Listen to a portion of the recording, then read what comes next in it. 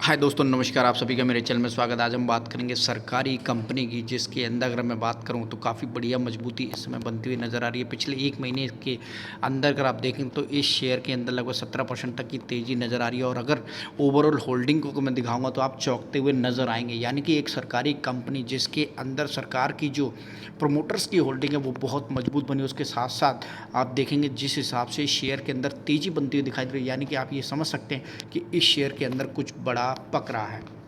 इस समय आप देख सकते हैं किस हिसाब से इसका जो चार्ट है एक महीने के अंदर काफ़ी ज़बरदस्त मजबूती दिखाता हुआ नज़र आ रहा है। अगर मैं ओवरऑल इसके डाटा को देखूंगा तो एक साल के अंदर कोई बड़े रिटर्न निकल के नहीं आए हैं, लेकिन पिछले एक महीने के डाटा को एनालाइज करते काफ़ी लंबा डॉट नीचे की तरफ बनाने के बाद अब ये शेयर अपमूव की तरफ भागता हुआ दिखाई दे रहा है और ज़बरदस्त तेज़ी दिखा रहा है। यानी कि अगर आप देखेंगे तो ओवरऑल 220 रुपये का लो बनाने के बाद अब इस शेयर के अंदर एक अच्छी खासी मजबूती यहाँ से निकलती हुई दिखाई दी। यानी कि सभी लोग जानते हैं कि सरकारी कंपनी के अंदर कोई बड़ी गिरावट नहीं आएगी, और वही रीज़न है कि इस शेयर के अंदर एक अच्छी गिरावट का जो मौका था वहाँ पर शेयर होल्डर्स ने, बड़े बड़े इन्वेस्टर ने यहाँ पर अपना पैसा डाल दिया और अब इस शेयर के अंदर एक ज़बरदस्त मजबूती बनती हुई दिखाई दे रही है। और यही रीज़न है कि ITI लिमिटेड के अंदर इस समय जो ज़बरदस्त तेज़ी बनी हुई है उसका रीज़न यही है कि जो होल्डिंग बना के रखी अब इस शेयर के अंदर जो भी बड़ी खबर आने वाली है उससे आप ये समझ सकते हैं कि जहाँ पैसा बनने वाला है वो यही टाइम था। और अब इस शेयर के अंदर जो 2025 के लिए तैयारी चलती हुई नज़र आ रही है,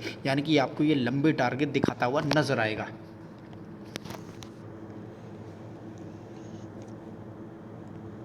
और एक तरीके से यह अंडरटेकिंग कंपनी है जिसके अंदर अगर आप देखेंगे तो ये इसका जो मोनोपोली बिजनेस है उसको आप अच्छी तरीके से जानते हैं, काफ़ी बढ़िया तरीके से काम करती हुई नज़र आ रही है। और सभी जो engagement in the manufacturing, trading, service, telecommunication equipments and rendering the other association and ancillary service the company एक तरीके से टेलीफोन कम्युनिकेशन सर्विस को प्रोवाइड करती है। अगर इसके बाद जो टोटल ओवरऑल मैं डाटा को एनालाइज करके बताऊंगा तो यहाँ पर आप देख सकते हैं under this segment the company is involve in various project such as Bharat net हो गया, एस्कॉम हो गया, नेट फॉर स्पेक्ट्रम हो गया, ई गवर्नमेंट प्रोडक्ट्स हो गया, FTTH रोल आउट फॉर भारतीय एयरटेल। यानी एक तरीके से टेली कम्युनिकेशन से रिलेटेड जितने भी काम है वो 78% तक के काम ये करती हुई दिखाई दी। उसके बाद अदर सर्विस के अंदर 19% तक का रेवेन्यू जनरेट होता है और 3% के अंदर मैन्युफैक्चरिंग और ट्रेडिंग होती है। एक तरीके से टेली कम्युनिकेशन, टेली इक्विपमेंट्स और जितने भी बड़े सरकारी काम हैं वो सारे के सारे रिलेटेड टू एयरटेल, यानी कि एक तरीके से इंटरनेट, नेट और टेली कम्युनिकेशन का सारा ये कंपनी काम करती हुई दिखाई देती है। और यही रीज़न है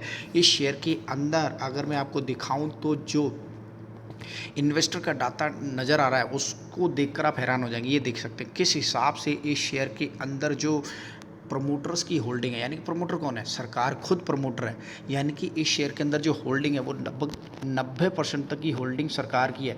उसके बावजूद यह कंपनी के अंदर जो गवर्नमेंट के जो स्टेक है ना वो दोबारा से 7.90% तक की होल्डिंग और खरीद ली। अगर टोटल गवर्नमेंट की अंडरटेकिंग में बात करो तो यहाँ पर देख सकते हैं 97%, 98% तक की जो होल्डिंग है वो सरकारी होल्डिंग बन जाती है दोनों तरफ से।